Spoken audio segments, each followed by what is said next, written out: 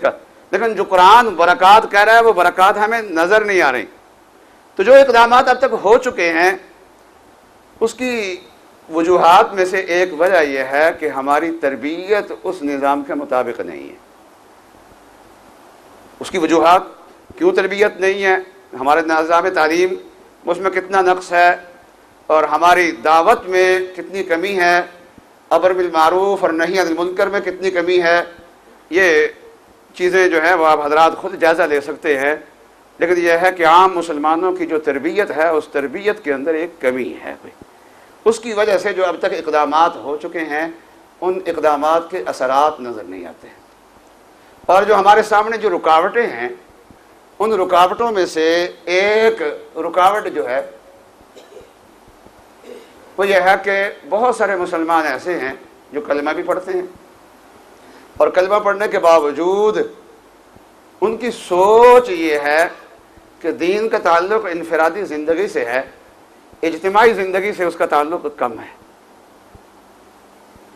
اور یہ بات یہود و نصارہ میں تھی، اور اللہ تعالیٰ نے اس کو ناپسندیدگی کے ساتھ ظاہر فرمایا کہ انؤمن ببعض ونکفر ببعض ویریدون ان یتخذوا بین ذلک سبیلا۔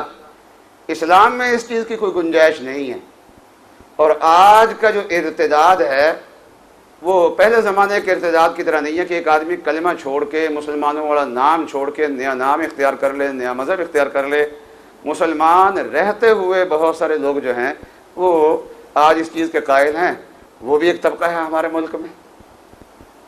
اور تیسری چیز جو ہے وہ اکثر آپ کو متوجہ کرنا چاہتا ہوں، وہ یہ ہے کہ پچھلے 5 سالہ دور میں ہماری اسمبلی میں دینی جماعتوں کی رکنیت زیادہ رہی ہے، لیکن اس زمانے میں اللہ کی حدود کے خلاف قانون پاس ہو گئے،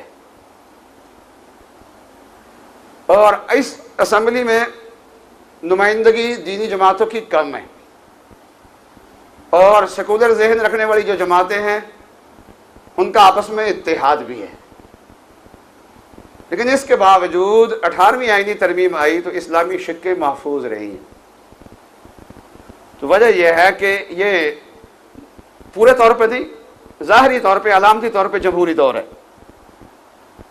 اور وہ دور فوجی دور تھا، فوجی جبر اس وقت سامنے تھا۔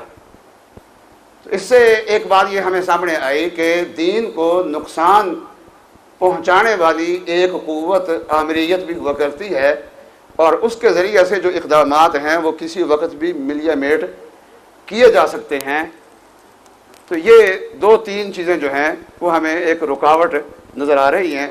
اس پوری مجلس میں اسلام کے عادلانہ نظام کی برکات اور اس کی تفصیلات وہ تو اس وقت بیان کرنے کا موقع نہیں ہے، مجھے 10 منٹ دیے گئے تھے، اس لیے چند بنیادی باتیں جو اس وقت میرے ذہن میں آئی ہیں وہ میں نے آپ حضرات سے عرض کر دی ہیں۔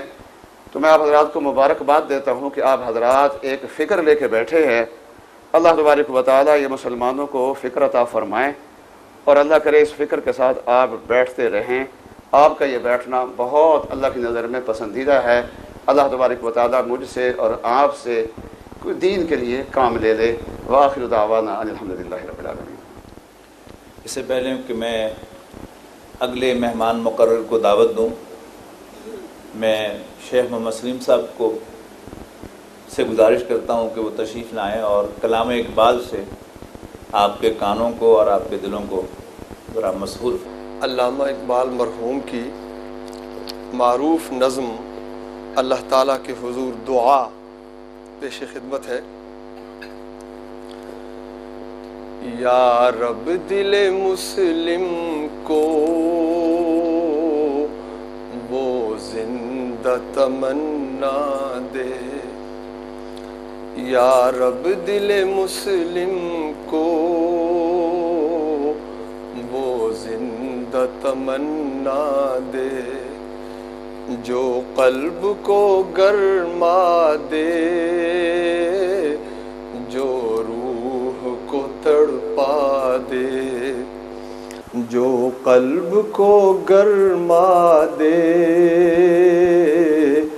جو روح کو تڑپا دے۔ پھر وادی فاراں کے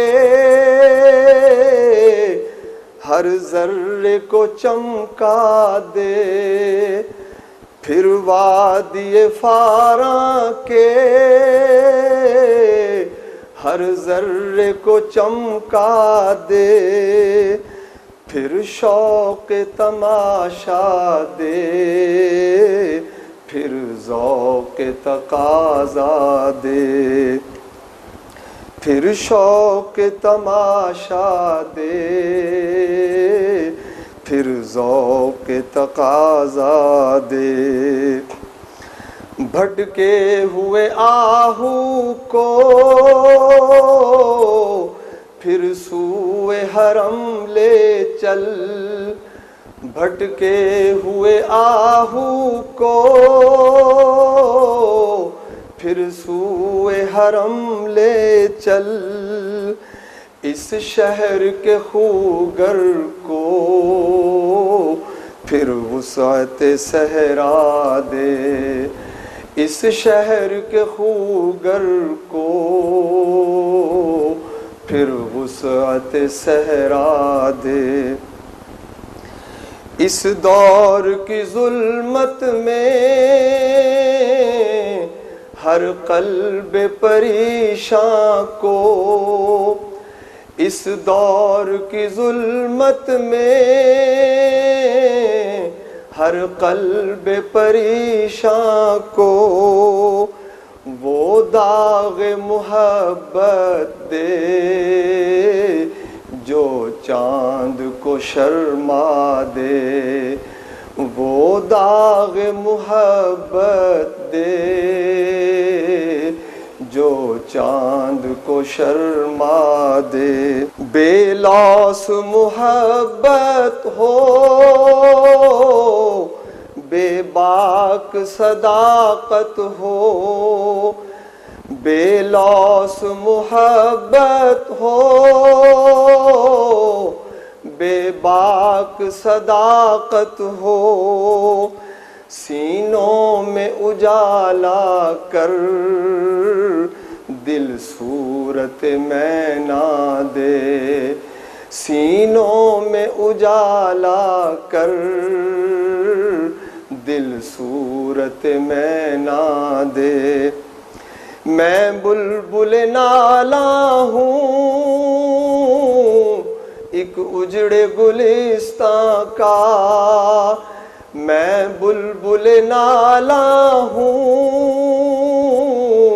ایک اجڑے گلستاں کا، تاثیر کا سائل ہوں محتاج کو داتا دے، تاثیر کا سائل ہوں محتاج کو داتا دے۔ یا رب دل مسلم کو وہ زندہ تمنا دے جو قلب کو گرما دے،